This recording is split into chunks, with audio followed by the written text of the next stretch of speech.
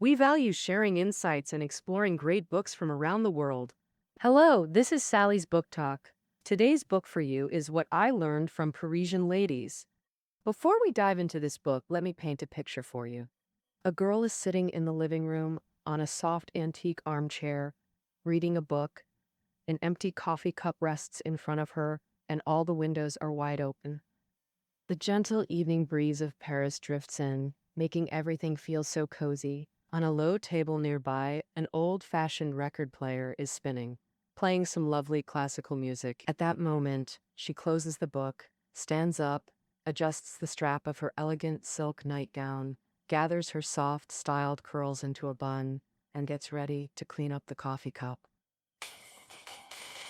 Her perfect day in Paris is winding down. And don't you think this is just from a movie? Actually, this was a real, ordinary evening back in 2001 when the book's author, Jennifer Scott, was an exchange student in France. So, what was Jennifer's life like in her California hometown before she came to France? Back then, Jennifer was just like most young Americans, a girl who lived pretty casually. For her, a typical day went something like this. In the morning, she'd throw on an old baggy t-shirt and holey sweatpants, take the dog out for a walk, grab breakfast on the go, and eat while walking. For lunch, she might order takeout and scarf it down with her trusty iPhone as her dining buddy. In the afternoon, she'd do some studying at a dining table piled with clutter. Come evening, as usual, she'd pull a big bag of chips from the snack cabinet, munch away while watching hilarious stand-up comedy till she drifted off to sleep. So, what exactly caused such a huge change in Jennifer's life? The answer is her 6-month exchange experience in France. Jennifer wrote about her life and insights in France on her blog, Daily Life Appreciation. Later, thanks to those blogs, she became a super popular blogger in the US, landed a publishing deal, and released this book, What I Learned from Parisian Ladies. The book has sold over 1 million copies worldwide and been featured big time in major U.S. media like the New York Times, the Wall Street Journal, and the Daily Mail. Today, Jennifer is a columnist for the Huffington Post and a best-selling author with books like What Madame Chic Taught Me and Learn Grace from Parisian Ladies, spreading a French-inspired, elegant, and chic lifestyle. We can also call it the chic lifestyle. The word chic has been frequently used in fashion magazines in recent years. It's an adjective meaning elegant, stylish, and refined. The Parisian ladies in the book title doesn't refer to the kind of luxurious, socialite women you might imagine, but rather the elegant hostess from the author's French host family, and those French women who embody the chic lifestyle. Of course, we can have our own opinions about flip-flops, t-shirts, potato chips, and soap operas. However, what the author wants to show us isn't just the outwardly refined life described earlier, but rather the Frenchwoman's attitude of living earnestly, cherishing the moment, and being self-disciplined and self-loving, an internal chic lifestyle. As long as we have such a life attitude, no matter what material conditions or environment we're in, we can find joy in ordinary little things and make mundane days fulfilling. And now, let's dive into this book together. I'll explain it in 2 parts.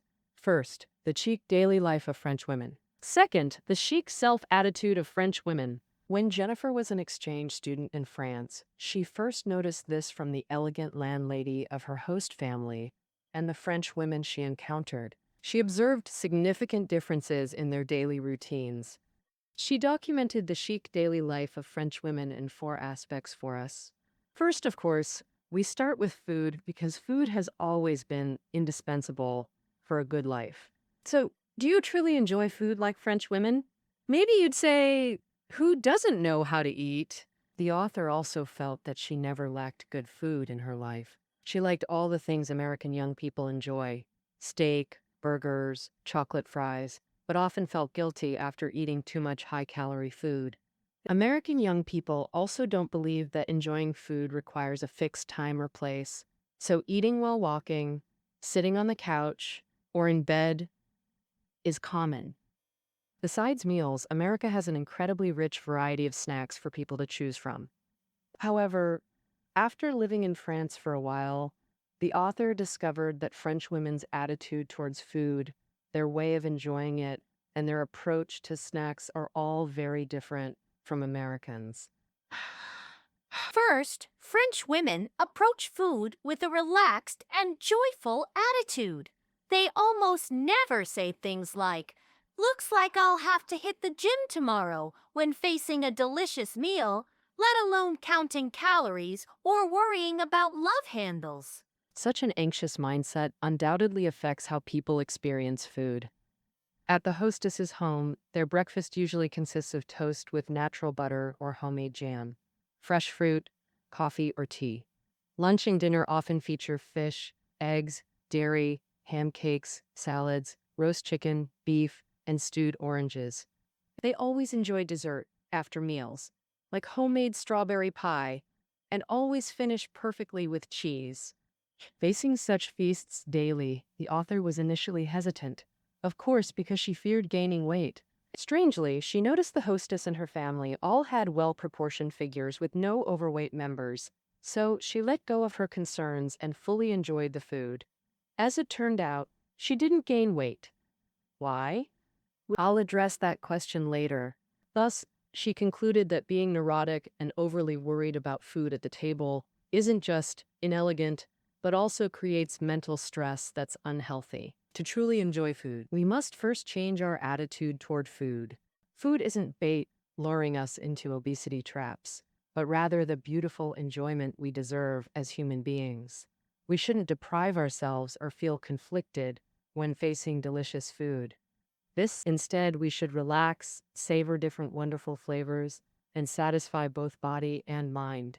Secondly, the author notes that how French women enjoy food is also worth mentioning. They often approach it with great ceremony. This ceremonial quality is reflected in their ingredient selection, food presentation, choice of tableware, and dining etiquette. In her host family, the elegant hostess would daily push her small cart to the nearby farmer's market to select top-quality steaks, organic cherry tomatoes, and fresh fruits, or visit specialty shops near home, like French bakeries or charcuteries, to buy high-quality prepared foods. The quality at these small shops is often superior to big supermarkets. The hostess believed only high-quality ingredients can create truly good food. During food preparation, French women pay great attention to plating. The author mentioned an experience helping her hostess make a strawberry tart. When she dunked all the chopped strawberries onto the crust at once, the hostess actually looked shocked. She said, "Jennifer, you must arrange the strawberries artistically and symmetrically, spreading them evenly over the tart crust." Then, the hostess arranged the strawberries in a perfect spiral pattern, placed the finest ones at the center, and finally dusted it with powdered sugar. Remember, this perfect strawberry tart wasn't for entertaining guests. It was just for an ordinary dinner. Not only that, to present food perfectly, the hostess would choose matching tableware. In her home, there was no special occasion china. They used their finest blue willow pattern porcelain and crystal glasses daily, elevating ordinary meals to something refined and noble. Additionally, the author observed that French people maintain etiquette even at home meals, sitting properly at flower-adorned tables with napkins on laps, conversing while eating, and never like her old habit of eating with phone in hand or rushing through meals. Given how much the French love food, do they snack between meals? The answer is almost never. Snacking in France is considered decidedly unchic. The author hardly ever saw French women mindlessly shoveling pretzels or ice cream in front of the TV. If they absolutely must snack, they only choose healthy options like fresh fruit or Greek yogurt. So the author changed her own attitude toward snacking too. Life's too short. Why let unhealthy foods ruin your enjoyment of truly high-quality cuisine? A moment of indulgence actually prevents you from experiencing the best culinary pleasures. After discussing food, you might wonder, if the French love cuisine so much, doesn't that lead to widespread obesity? In fact, not only are most French women slender, they rarely hit the gym because movement is always part of their chic lifestyle. So, how do they integrate exercise into daily life? The author wrote about this in the book. Once she visited a French friend living in another Paris district. Her first time at this friend's place, she spent an hour transferring between several metro lines and walking through several sloped alleys. When she arrived in front of the apartment building, she discovered her friend actually lived on the top floor with no elevator. Ooh! She instantly felt deflated. When she finally panted her way to the top, her friend was surprised by her fatigue. Because for the friend, climbing stairs multiple times daily was completely normal and effortless. The author couldn't previously imagine how Parisians living in top floor walk ups hauled heavy grocery bags home or carried large suitcases after trips. But as she got more familiar with France, she realized they truly don't mind stair climbing. They'd choose stairs over elevators without hesitation. Besides stairs, French women incorporate movement into almost every part of daily life. If distances are reasonable, they walk to work, run errands, shop, or meet friends for weekend coffee in nearby neighborhoods. You might think they do this for economic reasons, but both the hostess and her friend were wealthy, yet they skipped gyms and even cleaned their own homes instead of hiring help. Apparently, they simply find moving their bodies as natural as breathing. This is also their secret to enjoying food daily without gaining weight. Now, beyond French women's attitudes toward food and movement, you might wonder, living in such a fashionable country, do French women love shopping and consumption in daily life? On the contrary, most French women maintain sensible material attitudes. In this era, many are materialistic. Luxury cars, designer bags, or the latest gadgets cast spells, making people chase them as if owning these defines success and worth. Yet, for most French people, life is quite simple. The author's host family were descendants of nobility, but their lifestyle was far from lavish. They didn't buy luxury clothes or shoes, owned just one modest small car, and rarely dined at fancy restaurants. Were they short on money? Of course not. They simply restrained their vanity and focused on daily life. Like how to cook home meals with fresh ingredients, which wine region tastes best, or which cashmere brand is comfy and durable. For things that genuinely enhance daily quality, they spare no expense, choosing the best within their means.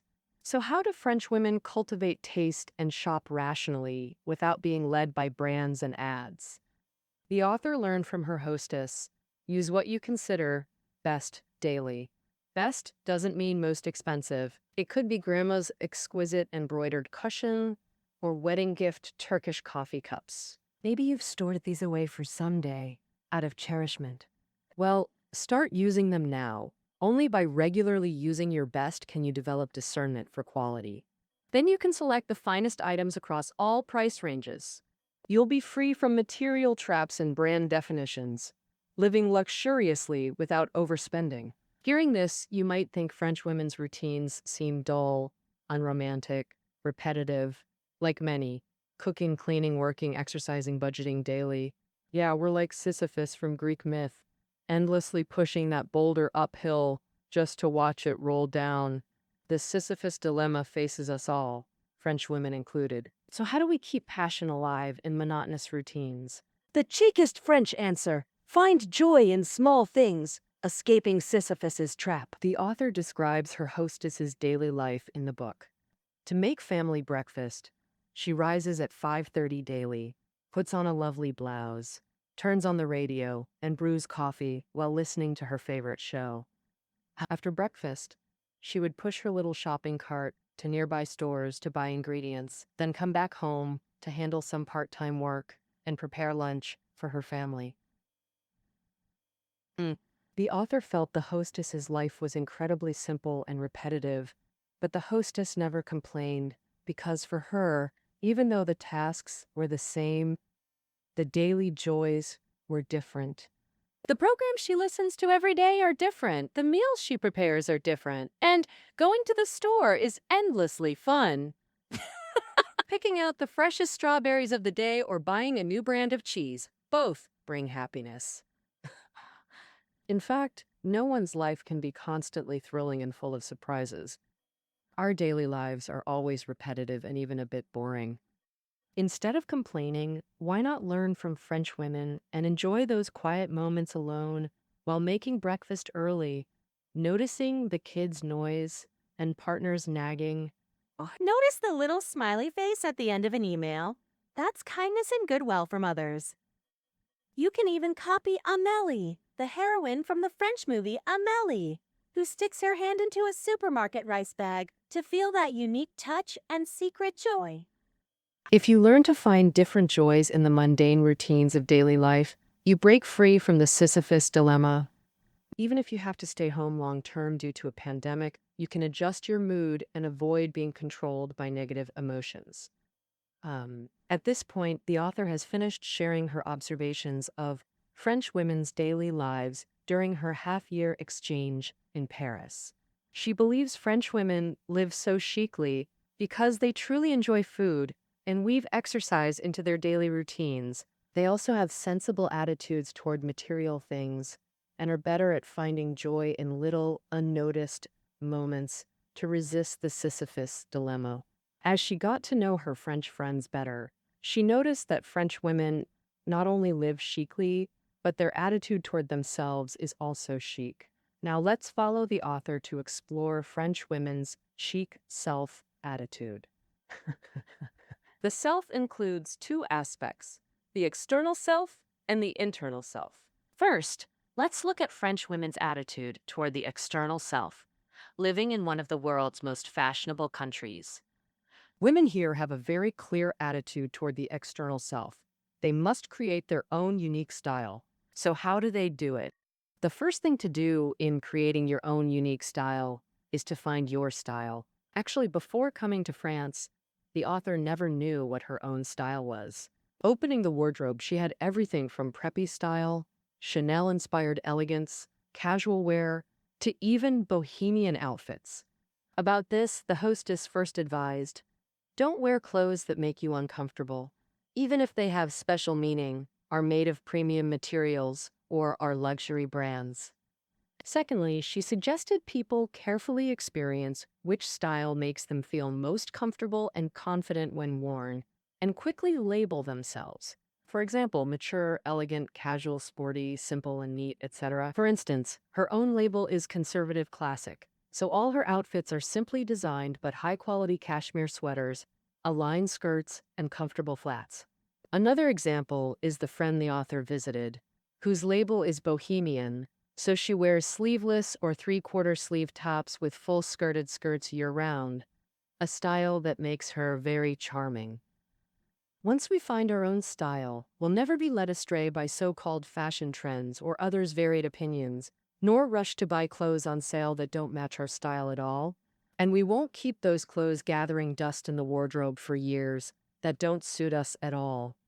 More importantly, once the clothes perfectly match our body and even personality, we'll feel composed, assured, and our confidence will soar. Maybe at this point you vaguely feel that if you pinpoint your personal style, your wardrobe might shrink quite a bit. Indeed, many French women have exceptionally mini wardrobes.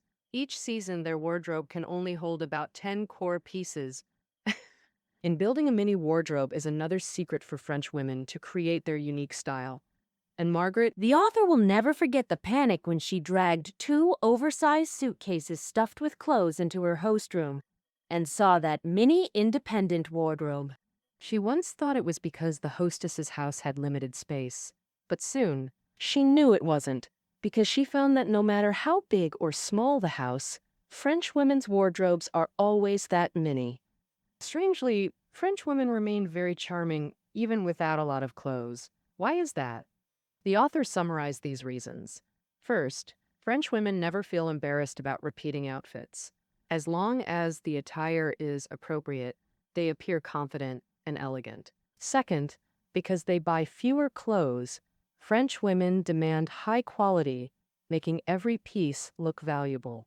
Third, also due to minimal clothing, Each piece is carefully selected to perfectly match their personal style. So, French women rarely diminish their charm by wearing mismatched outfits. After understanding this, the author resolutely purged 70% of her wardrobe and tried a mini wardrobe for a month. Then she discovered too many benefits of having fewer clothes. First, she could pick outfits in just 1 minute daily, bringing immense relief. Second, her shopping urges decreased significantly since she only wanted quality pieces, not disposable fashion. Because she became more aware than ever of which clothes no longer suited her, as she constantly curated her wardrobe, making space by removing ill-fitting items. Beyond finding personal style and building mini wardrobes, French women have other tricks for creating signature looks. Most notably, unlike American women who frequently change hairstyles, they choose one flattering cut and maintain it for years. French women believe hairstyles define personal style, so they choose carefully and maintain meticulously, without impulsive changes. We must also mention French women's perfume. In France, the author adopted local customs, greeting friends with cheek kisses. Through these intimate greetings, she recognized each friend's unique scent: collagines, floral perfumes, sandalwood fragrances, each person's signature aroma. In France, fragrance is one's unique calling card and irreplaceable part of personal style. Additionally, French women excel at choosing suitable makeup, usually natural looks, but they emphasize eyes or lips based on personal style, or simply wear light nude makeup. And yet, even with minimal makeup, they rarely leave home without it. This ensures they radiate charm, whether chatting at cafes or buying bread on street corners. If French women enhance their external charm by creating a unique personal style, what about their attitude toward their inner self? Through observation, the author found most French women enhance their inner charm through lifelong learning, maintaining mystery, and preserving self-respect. First, let's explore how French women maintain lifelong learning. For most people, learning ends after school. They only pick up job-related skills at work. But for French women, continuous learning is vital for comprehensively enhancing inner charm. This mainly manifests in the following aspects. First, French people embrace lifelong artistic cultivation, naturally loving art. Many know music history intimately, study favorite genres, read musician biographies, and regularly enjoy music as a family. The hostess's family habitually enjoyed classical music after dinner and enthusiastically visited galleries and exhibitions. Everyone seemed knowledgeable about art history and understood how to appreciate paintings or artworks. In short, complete ignorance of art in France is somewhat looked down upon. So regardless of age, French people unconsciously absorb art-related knowledge and stay current.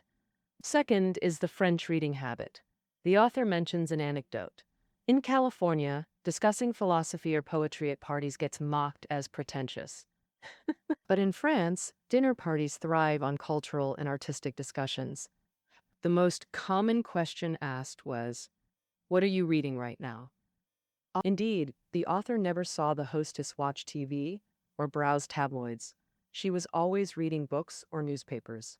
Perhaps their intention wasn't studying, but reading habits naturally fostered daily growth. Third, whenever possible, French women enroll in courses they enjoy to enrich their lives. It could be learning an extra language, or taking classes in painting, script writing, piano, cooking, art appreciation, even horseback riding. In short, hobby classes in France aren't just for kids. Adults and seniors maintain youthful mindsets, embracing lifelong learning to constantly discover new joys. Inspired by French friends, the author took a writing class back in the US, learning skills, joining writers' associations, making connections, which led to this book and others. So, how do French women enhance inner charm through mystery? Before France, the author was used to Americans discussing private matters publicly. She recalled a California manicure where a woman loudly shared date details, bank balances, and boss complaints. Unthinkable in France. In France, the style differs. The author attended a French gathering, There, she joyfully discussed Pompidou Center exhibitions, philosophical dilemmas, and latest films with guests. When it ended, guests drifted away. She realized she knew neither their names nor origins, but their elegant conversation and profound knowledge left lasting impressions. That's the French. They habitually keep private matters secret, maintaining mystery. If needing to confide, they only tell one or two closest friends. In Paris, she never saw French people loudly phone in public. Many women wouldn't even use toilets or groom body hair before husbands. This mystery enhances their inner charm and keeps romance alive in marriages. Finally, let's see how French women maintain self-respect. For them, key to self-respect is never self-depreciation, but what counts as self-depreciation. For example, comforting a friend by oversharing your credit card debt or being cheated on, that's self-deprecation. Or say someone compliments your shirt today, and you respond that it's worthless because you bought it on clearance sale. This kind of self-deprecating behavior will seriously diminish your inner charm. Why not try like French women? Be there and encourage your friend when she's feeling low. When someone praises you, just smile and say thank you. With this, I've finished explaining what I learned from Parisian ladies. The author first showed us the chic daily life of French women and then summarized their chic self-attitude. You might not agree with every viewpoint in the book. For example, you might prefer sweating it out at the gym over moving your body in daily life.